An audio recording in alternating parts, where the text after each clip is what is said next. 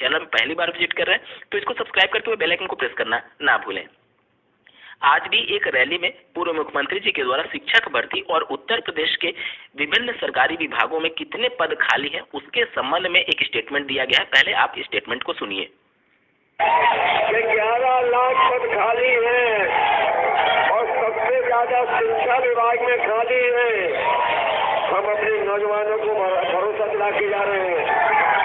इन सबको समायोजित कर करके और आपको शिक्षक नई भर्ती निकाल करके हम आपकी मदद करने का काम करेंगे। सरकारी विभागों में 11 लाख पदों के खाली होने की बात पूर्व मुख्यमंत्री जी के द्वारा कही गई है और उसमें सबसे ज्यादा बेसिक शिक्षा विभाग में पद खाली होने की बात कही गई है। वहीं अगर बात करें वर्तमान सरकार की तो बेसिक शिक्षा मंत्री जी के द्वारा लगातार ये प्रतिबद्धता जाहिर की जाती रही है कि अब बेसिक शिक्षा विभाग में पदों की कोई कमी नहीं है और एक तरीके से ये माहौल बनाने की कोशिश की गई कि अब इनके पास जो टीचर्स है वो सरप्लस है, क्योंकि इनकी नीतियां कुछ ऐसी थी जिसकी वजह से लाखों की संख्या में यहाँ पर शिक्षकों के पद स्वतः ही समाप्त हो गए। एक तो पहला ये था कि अगर एक ही परिसर में परिषदीय प्राथमिक विद्यालय और परिषदीय उच्च प्राथमिक विद्यालय तो दोनों को मर्ज कर दिया गया, जिससे कम से कम एक प्रधानाचार्य का जो पोस्ट था वो खत्म हो गया, जिसकी वजह से एक रिपोर्ट के अनुसार कम से कम 1 लाख परिषदीय प्राथमिक विद्यालयों के जो प्रधानाध्यापक के पोस्ट थे वो खत्म हो चुके हैं, क्योंकि परिषदीय प्राथमिक विद्यालय का जो प्रधानाध्यापक का पोस्ट होता है और जो उच्च प्राथमिक विद्यालय में सहायक अध्यापक का पोस्ट होता है, दोनों की रैंक समान होती है। तो इस वजह से जो वहाँ पर टीचर थे उच्च प्राथमिक में वो यहाँ पर प्रधानाचार्य का भी कार्य देखने लगे, या फिर जो यहाँ पर प्रधानाचार्य थे वो वहाँ पर सहायक अध्यापक का कार्य देखने लगे। तो एक तरीके से देखा जाए तो दोनों तरफ से शिक्षकों की भी पोस्ट खत्म हुई और प्रधानाचार्य का भी पोस्ट खत्म हुआ, जिसकी वजह से उत्तर प्रदेश में बेसिक शिक्षा विभाग में बहुत ज्यादा पद स्वतः ही समाप्त हो गए थे इस फैसले के बाद से। अब आते हैं आपके दूसरे प्रश्न पर कि अगर सत्ता में परिवर्तन हुआ तो क्या बीएड अभ्यर्थियों को प्राथमिक शिक्षक भर्ती से बाहर कर दिया जाएगा, या क्या इस बात की संभावना है कि डीएलएड अभ्यर्थियों को प्राथमिकता दी जाए।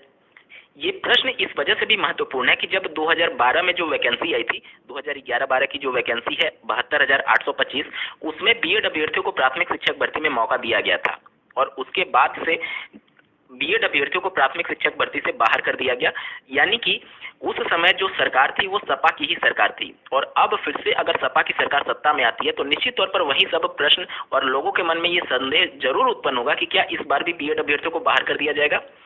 देखिए 28 जून 2018 का नोटिफिकेशन निश्चित तौर पर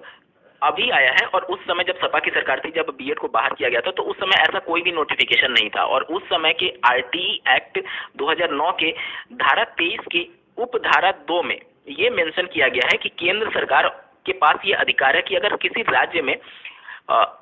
जो न्यूनतम अर्हता है, जो डीएलएड है प्राथमिक शिक्षक भर्ती में सम्मिलित होने के लिए, अगर उनकी संख्या पर्याप्त नहीं है तो केंद्र सरकार अधिकतम 5 वर्ष के लिए वहां पर ढिलाई दे सकती है। उसी नियम के अंतर्गत 2012 में बीएड अभ्यर्थियों को प्राथमिक शिक्षक भर्ती में शामिल किया गया और उस समय की तत्कालीन राज्य सरकार यानी सपा सरकार ने उसके बाद से बीएड को बाहर कर दिया था और बाद की वैकेंसीज में उनको मौका नहीं दिया था। लेकिन अगर बात की जाए वर्तमान समय की तो 28 जून 2018 का गजट एग्जिस्टेंस में है, जिस पर अभी कानूनी प्रक्रिया के तहत लड़ाई चल रही है माननीय सुप्रीम कोर्ट में।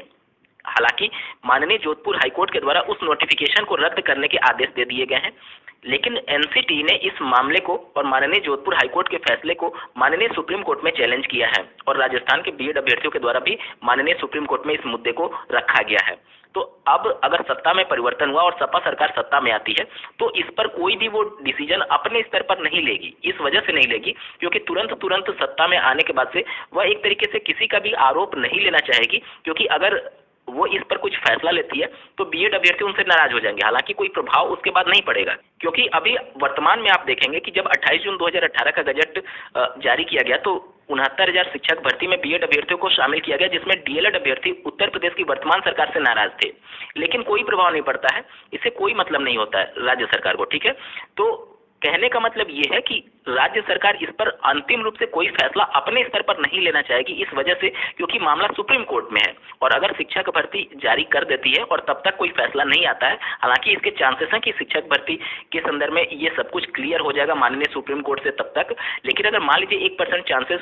मान करके चलते हैं कि अगर सुप्रीम कोर्ट से ये फैसला नहीं आया और शिक्षक भर्ती का विज्ञापन जारी होने लगा तो उस कंडीशन में बीएड अभ्यर्थियों को प्राथमिक शिक्षक भर्ती में मौका मिल सकता है। राज्य सरकार अपने ऊपर इस मामले को लेकर के कोई भी आरोप प्रत्यारोप नहीं चाहेगी। निश्चित तौर पर माननीय सुप्रीम कोर्ट का हवाला देते हुए वह बीएड अभ्यर्थियों को प्राथमिक शिक्षक भर्ती में शामिल करने के लिए पूरी तरीके से प्रतिबद्ध होगी।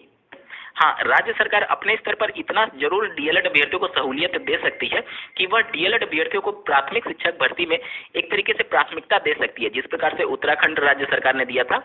तो इस हिसाब से राज्य सरकार उनको पूरी तरीके से बाहर तो नहीं करेगी, एक तरीके से माननीय सुप्रीम कोर्ट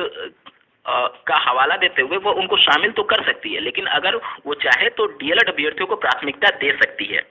इस पूरे मुद्दे पर आपका क्या कहना है कमेंट करके जरूर बताइएगा और ऐसे ही महत्वपूर्ण अपडेट के लिए इस चैनल को सब्सक्राइब करना ना भूलें। इस वीडियो को देखने के लिए आपका बहुत बहुत धन्यवाद। भगवान करे आपका दिन शुभ हो।